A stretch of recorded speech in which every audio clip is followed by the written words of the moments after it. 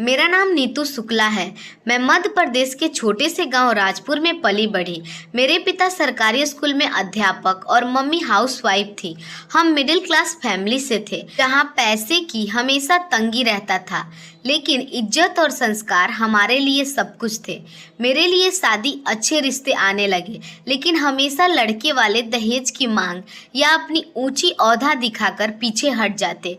Mummy papa हर रात यही सोचकर रोते कि आखिर मेरी शादी कैसे होगी। एक दिन खबर आई कि मित्तल परिवार के बड़े लड़का संजय मित्तल का रिश्ता मेरे लिए आया है। मित्तल परिवार गांव का सबसे ऊंचा और अमीर खानदान था। उनकी जमीन, गाड़ियां और कारोबार शहर तक फैले थे। संजय बहुत खूबसूरत और हैंडसम बताया गया। वह बिजनेस संभालने के लिए शहर में रहता था। रिश्ता सुनकर मम्मी पापा की आंखों में चमक आ गई। उन्होंने बिना देरी किए हाँ कर दी, लेकिन मेरे दिल के अंदर हलचल मच गई। मैं चुपचाप रूम में चली गई, क्योंकि मेरे दिल में पहले से कोई और था। उसका नाम था साहिल। साहिल मेरे कॉलेज का फ्रेंड था। वह पढ़ाई में अच्छा और दिल का बेहद साफ और खूबसूरत था। हमारे बीच फ्रेंडशिप कब प्यार में बदल गई पता ही नहीं चला। साहिल ने कई बार पापा से रिश्ता डालने की प्रयास की, लेकिन उसकी साधारण जॉब और मामूली घर देखकर पापा ने तुरंत इनकार कर दिया। पापा ने बोला था, नीतू हमारा सर झुक जाएगा।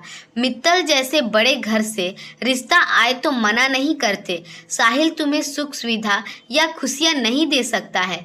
मैं चाहकर भी अपने पापा के खिलाफ ना जा पाई।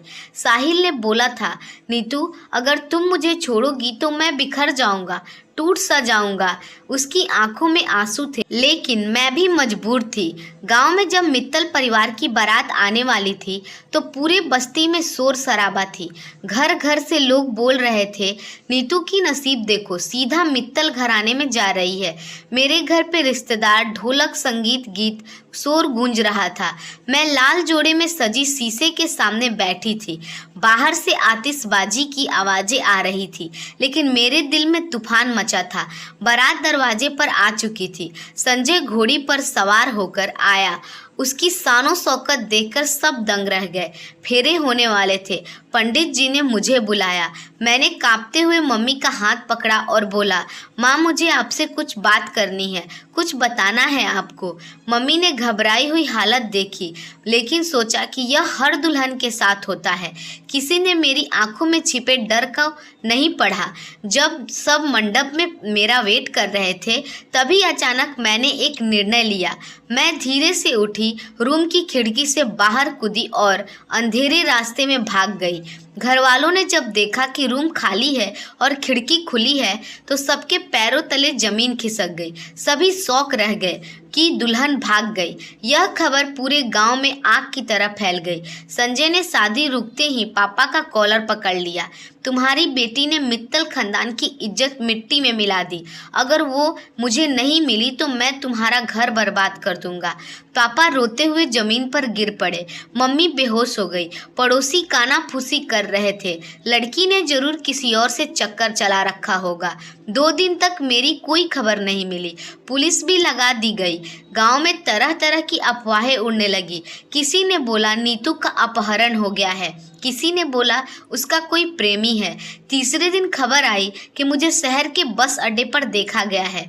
संजय अपने आदमियों के साथ वहां पहुंचा और फिर उसने मुझे देखा, लेकिन अकेले नहीं, मेरे साथ साहिल भी था। संजय गरजते हुए बोला, तो ये है वो कमीना इंसान जिसकी वजह से तू भागी है।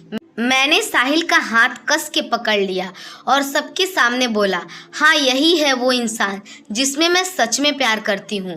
गांव वाले हैरान थे। संजय का चेहरा गुस्से से लाल हो चुका था। नीतू तूने मुझे ठुकराया और इस गरीब को चुना, लेकिन असली कहानी तो अभी बाकी था। साहिल ने सबके सामने एक फाइल निकाली। उसमें हमारी कोर्ट मैरिज के कागज और फोटो थी। नीतू अब मेरी पत्नी है। शादी से भागने से पहले ही हमने कोर्ट मैरिज कर लिया था। कोई इसे मुझसे अलग नहीं कर सकता है। सबके होश उड़ गए। गांव वाले आपस में कानाफूसी करने लगे। संजय ने पागलों की तरह हंसते हुए बोला, नीतू, तूने मुझे बेइज्जत किया है। मेरी इज्जत दांव पर लगी है। इस बदले की आग में मैं तुम्हें चैन से जीने नहीं दूंगा। मैं और साहिल गांव छोड़कर शहर में बस गए। हमने नई जिंदगी की शुरुआत की। लेकिन संजय की वो आखिरी बात आज भी मेरे कानों में गूंजती है, नीतू, चाहे जहां छिप जा, मैं तुम्हें ढूंढ निकालूंगा। हर रात जब दरवाजे की घंटी बजती होती है तो मेरा दिल कांप उठता है, कहीं संजय सच में लौट ना आए। दोस्तों, उम्मीद है हमारी कहानी आपको अच्छी लगी होगी। अगर हमारी कहानी आपको अच्छी लगी है तो हमारे वीडियो को लाइक और चैनल को सब्सक्राइब जरूर कीजिएगा। मिलते हैं एक और नई कहानी के साथ। धन्यवाद।